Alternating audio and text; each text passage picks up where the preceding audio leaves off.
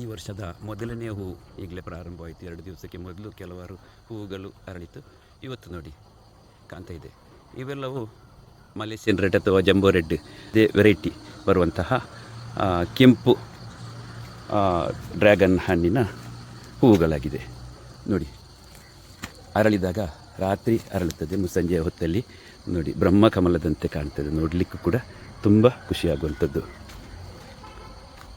ಇದರಲ್ಲಿ ಒಂದು ಗಮನಿಸಿದಂದರೆ, ಇದು ಗುಡ್ಡದ ಮೇಲೆ ಇರುವ ಜಾಗ, ಸ್ವಲ್ಪ ಪಶ್ಚಿಮದ ಬಿಸಿಲು ಜಾಸ್ತಿ ಸಿಗುವಂಥ ಜಾಗದಲ್ಲಿ ಬೇಗ ಅರಳಿದೆ.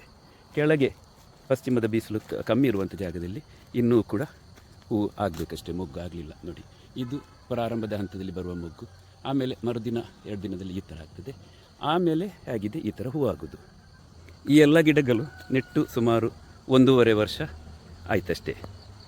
ಇದರ ಜೊತೆಗೆ ಕೆಲವೊಂದು ಗಿಡಗಳನ್ನು ನೆಟ್ಟಿದ್ದೆ, ಒಂದು 12 ವೆರೈಟಿಗಳನ್ನು ನೆಟ್ಟಿದ್ದೆ. ಅದರಲ್ಲಿ ಪಲೋರ ಆಗಲಿ ಅಥವಾ ಇಸ್ರೇಲ್ ಯೆಲ್ಲೋ ಆಗಲಿ ಅಥವಾ ಬ್ಲ್ಯಾಕ್ ಥಿಕ್ಕಿಂಗ್ ಗಾಡ್ಜಿಲ್ಲ ಇಂಥವೆಲ್ಲ.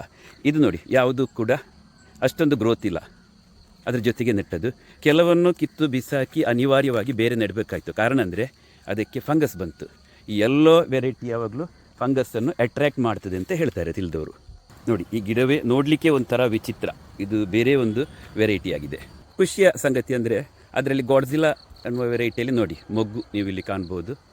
ಅದರ ದಂಟಲ್ಲೇ ಕಾಣ್ಬೋದು ಈ ವೆರೈಟಿಯೇ ಬೇರೆ ಅಂತೇಳಿ. ಮತ್ತು ಮಾತ್ರ ಅಲ್ಲ, ನೋಡಿ ಜೇನೊಣ ಬಂದಿದೆ ಗಾಡ್ಜಿಲ್ಲ ವೆರೈಟಿಯ ಹೂವಿಗೆ. ಹೂವಿನ ಚಂದವು ಕೂಡ ಬೇರೆಯಾಗಿದೆ. ಗಾತ್ರದ ನೊಣ ಬಂದಿದೆ. ಮಾಮೂಲಿ ಮಲೇಷಿಯನ್ ರೆಡ್ ಅಥವಾ ಪಿಂಕ್ ವೆರೈಟಿ ಏನು ಹೇಳ್ತೇವೆ ಅದರಷ್ಟು ವೆಜಿಟೇಟಿವ್ ಗ್ರೋತ್ ಕೂಡ ಇಲ್ಲ. ಕಮರ್ಷಿಯಲ್ ಆಗಿ ಅಂತೂ ಯಾರಿಗೂ ನಾನು ಇದನ್ನು ಸಜೆಸ್ಟ್ ಮಾಡೋದಿಲ್ಲ. ಆದರೆ ಹವ್ಯಾಸಕ್ಕೋಸ್ಕರ ನಾವು ಇದನ್ನು ಖಂಡಿತವಾಗಿ ನೆಡ್ಬೋದು. ನಾನು ಈಗಾಗಲೇ ತೋರಿಸಿದಂಥ ಗಿಡಗಳಿಗಿಂತಲೂ 1 ವರ್ಷ ಮೊದಲೇ ನೆಟ್ಟಂತಹ ಗಿಡಗಳಾಗಿವೆ ಇವು. ನೋಡಿ, ಇದು ಸಸ್ಯದ ಬೆಳವಣಿಗೆ ಚೆನ್ನಾಗಿದೆ, ವೆಜಿಟೇಟಿವ್ ಗ್ರೋತು ಆ ಗಿಡಗಳಿಗಿಂತಲೂ ಈಗ ಮೊದಲು ತೋರಿಸಿದ ಗಿಡಗಿಂತಲೂ ಜಾಸ್ತಿ ಇದೆ. ಆದರೆ ಇನ್ನೂ ಕೂಡ ಮೊಗ್ಗಾಗಲಿ ಹೂವಾಗಲಿ ಬಾರದಿರಲಿಕ್ಕೆ ಕಾರಣ ಪಶ್ಚಿಮದಲ್ಲಿ ಈ ಮರಗಳು ಅಡ್ಡಲಾಗಿರುವಂಥದ್ದು ಆಗಿರ್ಬೋದು. ಫೋಟೋಸಿಂಥೆಸಿಸ್ ಕ್ರಿಯೆ ನಮಗೆ ಅದಕ್ಕೆ ಕಮ್ಮಿ ಆಗ್ತದೆ ಅಂತೇಳಿ ನನ್ನ ಅನಿಸಿಕೆ. ಇವತ್ತು ಏಪ್ರಿಲ್ 2, 2025. ನಿನ್ನೆ ಏಪ್ರಿಲ್ 1ರಂದು ರಾತ್ರಿ ಅರಳಿದಂಥ ಹೂವಾಗಿದೆ ಇದು.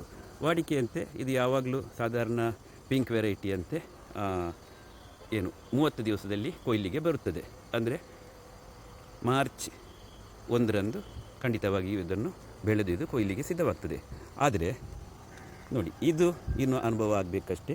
ತಿಳಿದವರಿಗೆ ಕಮೆಂಟ್ ಮಾಡ್ಬೋದು. ಯಾವುದಂದರೆ ವೆರೈಟಿ ಗಾಡ್ಜಿಲ್ಲ ಇವತ್ತು ಅರಳಿದೆ. ಎಷ್ಟು ದಿನದಲ್ಲಿ ಇದು ಫಸಲಿಗೆ, ಅಂದರೆ ಬೇರೆ ಬೇರೆ ಡ್ರ್ಯಾಗನ್ ಹಣ್ಣಿನ ವೆರೈಟಿಗಳು ಬೇರೆ ಬೇರೆ ರೀತಿ ಇರ್ತದೆ. ಅಂದರೆ ಅದು ಅರಳಿ ಇಂತಿಷ್ಟು ದಿವಸದಲ್ಲಿ ಅದು ಏನು ಹಣ್ಣಾಗಿ ಕೊಯ್ಲಿಗೆ ಬರ್ತದೆ ಅಂತೇಳಿ. ಮತ್ತು ಅದಲ್ಲದೆ ಹಣ್ಣಿನ ಕೀಪಿಂಗ್ ಕ್ವಾಲಿಟಿ ಆಗಲಿ ಎಲ್ಲವೂ ಕೂಡ ಬೇರೆ ಬೇರೆ ತಳಿಗಳ ಆಧಾರದಲ್ಲಿ ಅದು ಚೇಂಜ್ ಆಗಿರ್ತದೆ, ಅಂದರೆ ವ್ಯತ್ಯಾಸ ಇರುತ್ತದೆ.